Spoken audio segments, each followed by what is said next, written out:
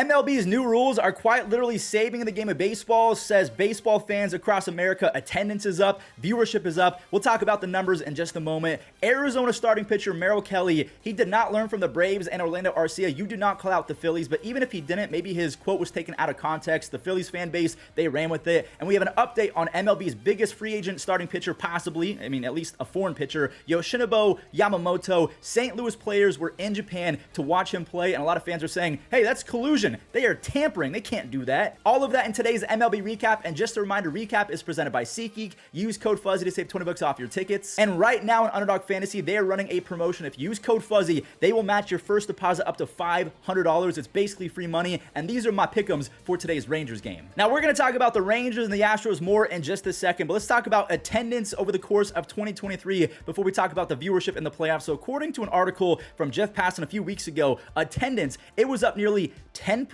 That is the biggest jump in 30 years. And I think a lot of people are attributing the fact that game time, it was shaved by 25 minutes. So there was less time, but there was more action. There was an increase in batting average. There was an increase in runs scored per game. And that's because the shift was banned. There's bigger bases. There's a pitch clock. So the game was quite literally sped up, but we got more action because we had more base hits and more stolen bases. To me, I thought baseball was a lot of fun to watch this year. And towards the end of the year, I didn't even remember that there was a pitch clock. So baseball fans across America are saying that attendance was up nearly 10% because the rules are making baseball more accessible and more fun. Now, game number one of the Rangers and the Astros averaged nearly 7.5 million viewers. That is a 28% increase from last year's Astros and Yankees. Let me repeat that. Two of the biggest fan bases in baseball who absolutely hate each other. They are borderline diabolical towards each other. Did 30% worse than the Rangers and the Astros. So we have to ask the question, why is that? Why is viewership and attendance way up? Do they correlate, or is it just MLB actually becoming a smarter product? And when I say smarter product, I mean that game one of the 2023 ALCS, it was played on Sunday after football. I think there was still a few football games on, but you know what I'm trying to say, was on Sunday on Fox, so more people were able to watch. Or if they just left their TV on after watching football, those numbers counted as well. So we could play a lot of narrative ball, but the point is viewership is up, attendance is up. So if you have any friends who are clamoring that baseball is a dying sport, I mean, joke's on them. We're on the come up, and it's evident. Now, before we talk about the actual Diamondbacks and Phillies game from yesterday, Merrill Kelly, the starter of yesterday's game, said this about the Phillies and their fans, saying that they can't amount to the WBC fans. And then going into the WBC game, yeah, I think that I haven't obviously heard this place on the field.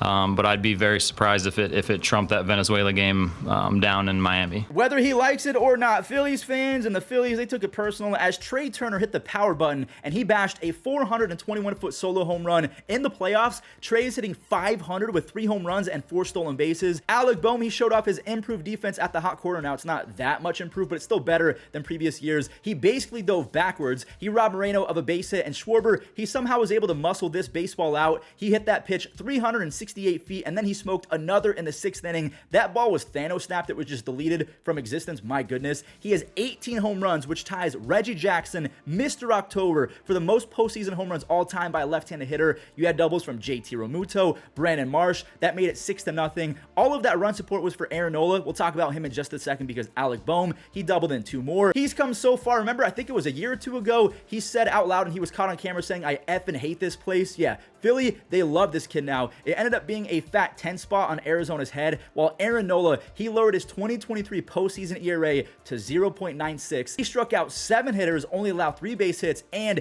he was able to save some bullets because he only threw 82 pitches. This guy is earning a fat paycheck because it kind of reminds me of Patrick Corbin before he got paid. Patrick Corbin had an insane postseason, and that earned him a lot more money, like millions upon millions of more in that contract that he signed, which is actually one of the worst contracts I've ever seen. But regardless, the Phillies are playing at an all-time level right now, and Merrill Kelly, after the game, he said that his quotes were taken out of context and that he wasn't really trying to bash the Phillies fan base. That little snippet was taken out of context and made into something that was probably more than it should have been. I said that from the very start. I knew that the energy was going to be loud. I know these fans bring a ton of energy. They love their Phillies. So it's nothing I didn't know going into the game. And so it's not like I was taken by surprise by it, but it was definitely loud. But like I said before in those interviews, whether it's 45,000 people cheering for you or against you, that's kind of what gets us going, right? taken out of context or not, whether it was propaganda, I don't really care. You just cannot say anything about the Phillies or their fan base because they're going to use it as bulletin board material. Just don't do it. As you guys can see by this Instagram story right here, Lars Nootbaar, he is currently in Japan, and so is Jonah Arenado, the brother of Nolan Arenado. So Lars Nootbaar, Nolan Arenado, and Nolan's brother, they were all in Japan to watch Yoshinobu Yamamoto play baseball, and he's coming to America in the 2023-2024 free agent class. He's going to get paid a ton of money, but baseball fans on X or Twitter, whatever you want to call it, they're basically saying that these guys are tampering. If you don't remember, Lars, he played with Yoshinobu in the WBC, so maybe he's trying to recruit behind the scenes. I don't think it's that deep. I think that he genuinely loves playing in Japan. He's Japanese. I mean, come on, can we stop making mountains out of molehills, please? I mean, he's just out there watching baseball. I don't think that he's colluding and trying to recruit. I mean, I guess if he is, fine. The Cardinals, they need pitching, so go collude all you want. Obviously, I'm joking, but there you go. All right, today's Immaculate Grid. Let's try and get the Hall of Famers out the way first and foremost. So my good friend Shelfie, he's obsessed with this guy, Robin Roberts. He can never get a good card in MLB The Show, but I'm pretty sure he was a Philly in the Hall of Fame, 6%. I'm going to try and get every single pick under 10%. So we have the Hall of Fame and the Angels. I could go with Vladdy. I could go with Nolan Ryan. I could go with Reggie Jackson. I think I'm going to go with Vladimir Guerrero. I think that he should be a... Okay, I thought he was maybe going to be low 8%, but my rarity score is cooked already. The Phillies and the Pirates, I'm going to go with Shane Victorino, one of my favorite nicknames in the history of baseball, the Flying Hawaiian. I played with his stepson back in Little League. The Red Sox and the Angels, wasn't Hunter Renfroe on both teams, but I could go Hunter Renfroe for the Brewers and the Angels. What about the Red Sox and the Angels? I can't think of anyone who was on Red Sox and Angels aside from Hunter Renfroe. So for the Brewers and the Pirates, I'm going to go with Carlos Santana. Here we go, Carlos Santana. I could have gone with Carlos Santana for some Brewers and Phillies action, but I chose not to.